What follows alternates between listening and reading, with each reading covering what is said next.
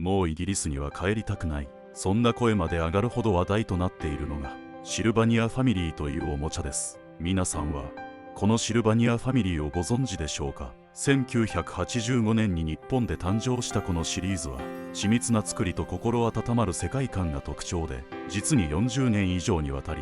世界中のファンを魅了してきました。近年では SNS の影響により若い世代の間でも人気が高まっており、特にインスタグラムでは2023年の投稿数が前年の 150% にまで増加しました。現在では世界85カ国以上で展開されており、累計出荷数は2億個を超えるという大きな成功を収めています。そんな中、イギリスの新進気鋭の映画監督マユレン・ナイド氏が大阪・堺市にあるシルバニアパークを訪れた様子が SNS で大きな話題となりました。ホラーやサスペンスといった作品を手掛け、厳格な演出スタイルで知られる彼がパーク内で見せた意外な表情の変化に世界中のファンが注目したのです。今回はイギリスの映画監督がシルバニアパークを訪れた際の体験がなぜ世界中で大きな話題になったのか、そして彼が日本のものづくりに何を感じたのかを詳しくご紹介していきます。さらにシルバニアファミリーという日本生まれのおもちゃがどのようにして世界中の心をつかみ続けているのか、その魅力と海外の反応について掘り下げていきます。このチャンネルでは日本の魅力をお伝えします。世界から見た日本に興味がある方はぜひチャンネル登録といいねをお願いします。一緒に日本の魅力を再発見していきましょう。それでは本編をお楽しみください。マユレン・ナイド氏は今イギリス映画界で最も注目されている若手監督の一人です。2014年より短編映画作成を始めた彼は2016年にはミッドナイト・サンダーを手掛け、2018年にはベントを発表。その後もリビング・イン・サーズやダーティ・マニーなどの短編をはじめ、独特な暗く重厚な世界観を持つ作品を次々と発表し、その名を広めてきました。私の映画には確かに暴力的なシーンや暗い展開が多いです。それは現代社会が抱える闇を映し出したいからです。人間の本質は決して美しいものばかりではありません。その現実から目をそらしてはいけないと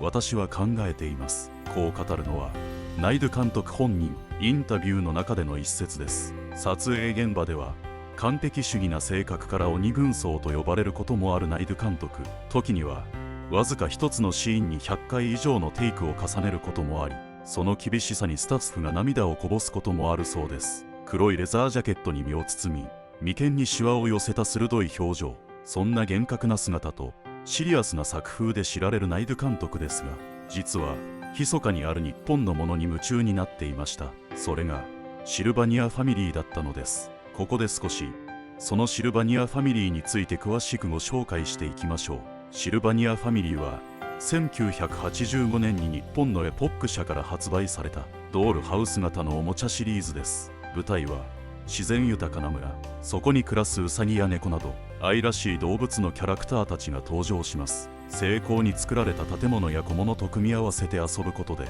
小さな世界を自由に広げることができます。最近では子供向けのおもちゃとしてだけでなく、大人たちのコレクションやジオラマ作りの趣味としても人気を集めています。シルバニアファミリーの魅力は細部までこだわったリアルな造形とどこか温かみを感じさせるストーリー性にあります。シルバニアファミリーでは登場するキャラクター一人一人に家族構成や性格などの個性が細かく設定されています。そのためファンタジーの世界観をより深く楽しめるようになっているのです。日本国内では長年にわたって愛され続け、最近では SNS の影響もあり、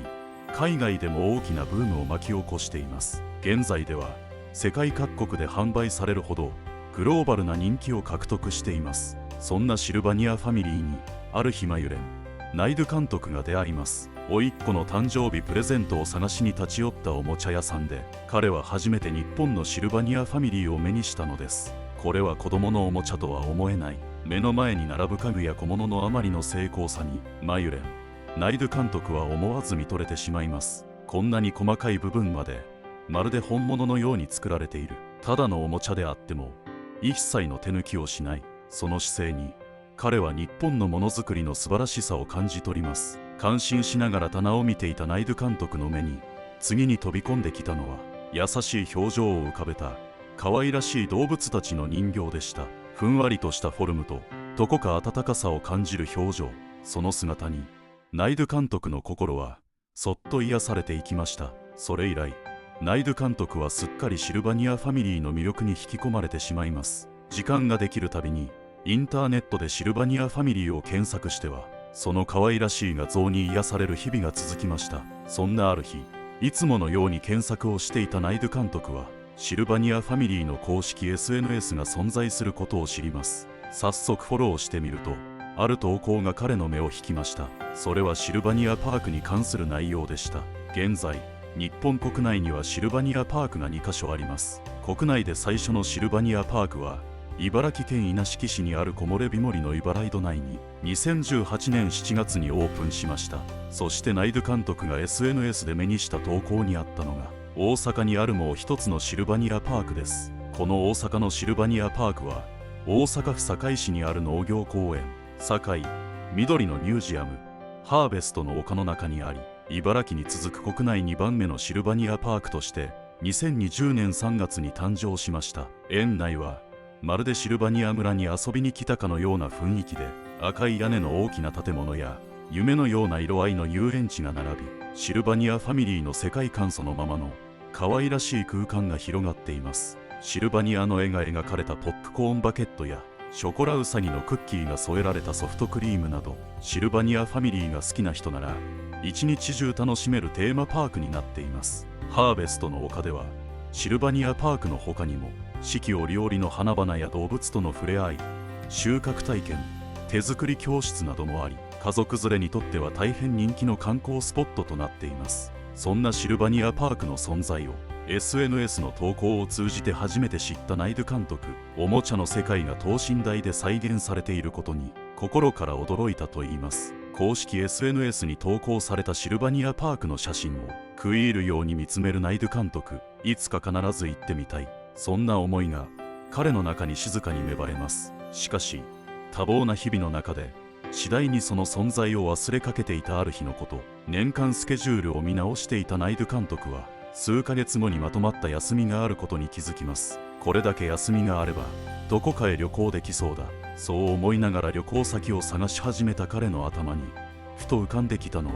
あの時見たシルバニアパークの写真でした。こんなに長く休めることなんてめったにないな、そう考えたナイド監督はせっかくだから日本に行ってみようと決めます。もともと日本には強い興味があったこともあり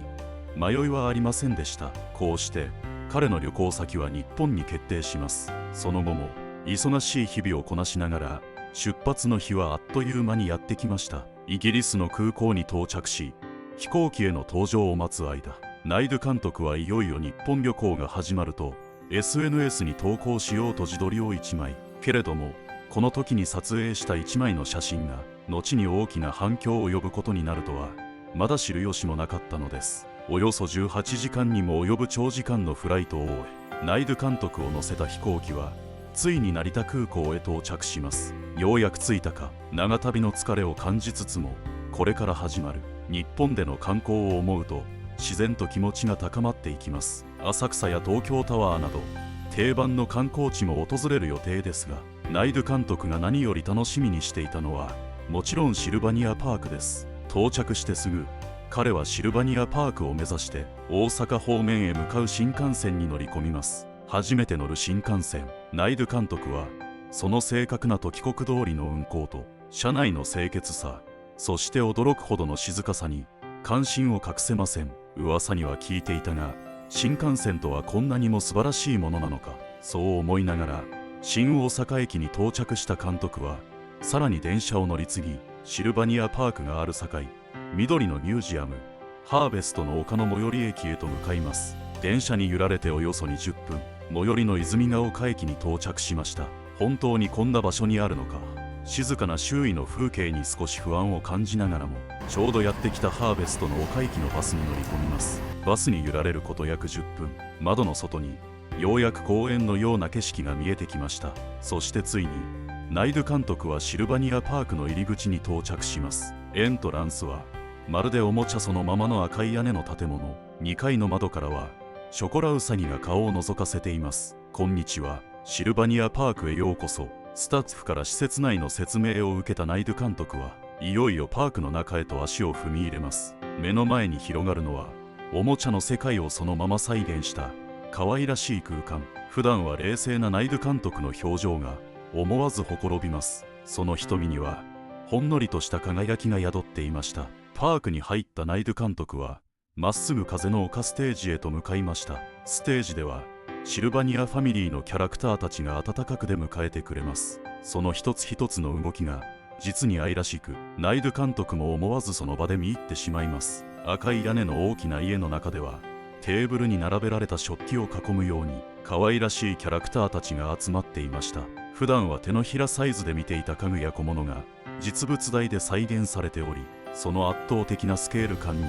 ナイド監督は言葉を失います。特に彼の目を釘付けにしたのは細部まで作り込まれたディテールの完成度でした。食器はもちろん壁紙の質感、床材の木目、窓枠の装飾に至るまであらゆる要素が細部にわたって見事に作り込まれていました。カーテンの生地感や照明の温かさ、家具の配置に至るまでその全てが計算し尽くされているのです。映画のセットでもここまでの完成度を出すのは簡単ではない。そう感じたナイド監督は驚きと感動を胸に思わずつぶやきます。テーブルに置かれた食器や室内の様子を一通り見渡したナイド監督は次に目を向けたのはそこに座っている等身大のキャラクターたちでした。イギリスで見ていたものより何十倍も大きい。それでもこの可愛さをしっかりと表現できていることにナイド監督は驚きを隠せません。見れば見るほどどんどん愛着が湧いてくるキャラクターたちの生き生きとした表情に思わずこう思います。一体どうやってこんな表情を作っているんだろう。その時彼の顔からはいつもの鋭い眼差しが消え、代わりに純粋な驚きと喜びに満ちた表情が浮かんでいました。いつまでも見ていたい気持ちはありましたが、シルバニアパークにはまだまだ見どころがたくさんあります。ナイド監督が次に訪れたのはシルバニアファミリーの歴史館でした。こうして長年多くの人に愛され続けてきたんだな。過去の映像作品や歴代の商品が展示された空間に心がじんわりと温かくなります。歴史館を見学した後は少しパーク内を散策することにしました。まるでシルバニアのキャラクターたちが実際に暮らしているかのような可愛らしい風景が広がっており、思わず顔がほころびます。しばらく歩いていたナイド監督、ふと少しお腹が空いたなと思い、何か食べられる場所がないか探し始めます。何を食べようかと辺りを見渡していたナイド監督の目に飛び込んできたのは可愛らしいキッチンカーのようなお店でした。近づいてみるとそこではソフトクリームやポップコーンなどのスイーツを販売しているようです。ちょうどいいなそう思いながら楽しい雰囲気のキッチンカーを覗き込むと、キャラクターたちのイラストが店を彩っており、思わず気分も高まります。ナイド監督が選んだのはシルバニアファミリーソフトクリーム。お待たせしました。店員さんから手渡されたその一品に思わず顔がほころびます。なんとソフトクリームの上にはショコラウサギの可愛らしいクッキーが添えられていたのです。こんなクッキーまであるのか、食べるのがちょっともったいないな。その後も園内をのんびりと歩きながら気になった風景や建物を次々と撮影していきました。そしてナイド監督が最後に立ち寄ったのはシルバニアファミリー森のマーケットと呼ばれるお土産屋さんです。事前に調べていた情報によると、ここではシルバニアパーク限定の商品が販売されているとのこと。早速店内を見て回るナイド監督。シルバニアファミリーの隠しおもちゃやグッズのほか、キャラクターのイラストがプリントされたグッズもありました。満足そうな表情でシルバニアパークを後にするナイド監督。その後も大阪や東京を数日かけて観光し、日本ならではの可愛い文化にもたっぷりと触れました。そしてついにイギリスへの帰国の日を迎えます。日本は本当に素敵な国だった。監督として学ぶことも多かったけれど、一番嬉しかったのはやっぱりシルバニアパークに行けたことかな。想像をはるかに超える完成度だったよ。旅を振り返りながらナイド監督は静かに笑顔を浮かべます。いつか再び日本を訪れることを夢見て、彼はイギリスへと帰国しました。帰国して数日が過ぎたある夜、仕事を終えて自宅でくつろいでいたナイド監督はふと日本旅行で撮った写真を見返します。その時あることに気がつくのです。こんな顔をしていたんだな。ナイド監督が気づいたのは、日本を訪れる前にイギリスの空港で撮影した写真。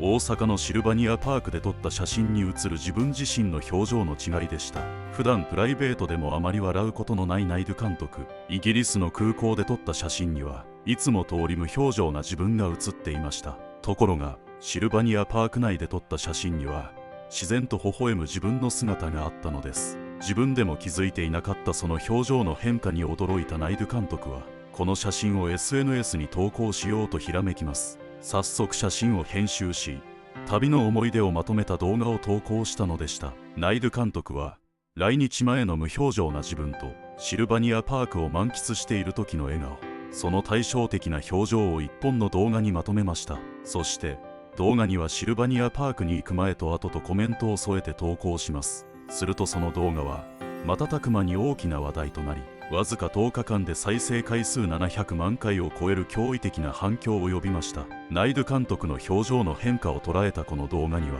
世界中から様々なコメントが寄せられたのです。写真が変わるたびに笑顔が増してる。とってもキュートな監督。すごく幸せそうな表情。来日前の顔がちょっと怖すぎる。ナイド監督の表情の変化に注目したコメントが次々と寄せられます。さらに、私は24歳の時に初めてシルバニアグッズを買ったの。シルバニアパークにも行ってみたい。ジブリパークもいいけど、今すぐシルバニアファミリーに会いに日本へ行きたい。シルバニアパークに行ったらきっとバッグがパンパンになって帰ってくるわ。など、シルバニアパークへの憧れや羨ましさを込めたコメントも世界中から寄せられました。中には、2日前に日本から帰ったばかりなのに、このテーマパークの存在を今初めて知った。2歳と3歳のうちの娘たちがこの世界に夢中。等身大のシルバニアがあるなんて信じられない。どうして今まで知らなかったんだろう。と、